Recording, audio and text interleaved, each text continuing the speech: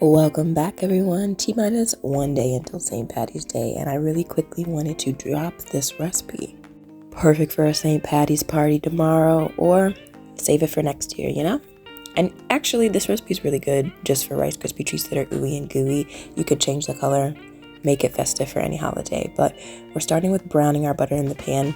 We're not just melting it over here. We want it nutty, and we want it to have this deep, rich flavor, which is what the brown butter gives versus regular melting. And then we're adding in some sweetened condensed milk that also gives us an extra gooey Rice Krispie treat later, and then our 8 cups of marshmallows. Eventually you're going to use 10, but we're going to divide it at first and melt that over the stove until it's nice and gooey. This is the point where I knew, it was okay with the butter. So I'm like, I don't want this shit to look dark as hell. But it turned out okay. This is where you're also going to dye whatever color you prefer. But for the season, we're doing a beautiful green color. I know everyone talks about how baking is so precise and tedious sometimes, but I just feel like it's really calming, and it provides a good little therapy for a lot of people.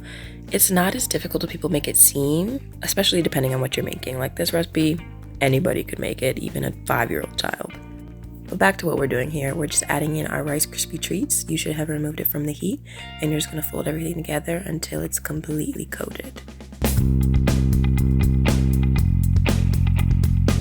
I mean, how good does that look? I was definitely eating it off the spoon at this point, but I controlled myself enough to continue. So we're going in with the extra 2 cups that I said we were setting aside of the mini marshmallows, because you're just, adding another texture, adding more gooiness for later.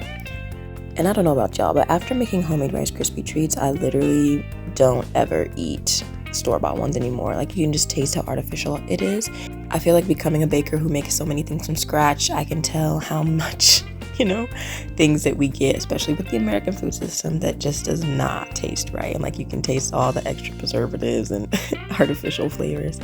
But from then on, we're going to butter our pan, our baking dish, so it doesn't stick when we're cutting it out later. And then I took this spoon and I put a little butter on the back of it too, so I could spread it evenly and it wouldn't stick and go everywhere. After pressing this down into the pan and getting it evenly distributed, we're just going to top it with some sprinkles. I'm slightly regretting this because people are roasting me on Instagram. Honestly, I kind of love when people have controversy over my food videos, because that's just more publicity for me, Go ahead and hate on it, because they were talking about, this looks like crushed up broccoli, this looks like game beads, this looks like peas, this looks like it's inedible. I'm like, damn, now y'all coming for me this hard. But that's okay. It's actually been hilarious to read these comments. So we are just chilling this for an hour in the fridge and cutting it up, and it's ready to go. All the recipe details and instructions will be in the description. Enjoy.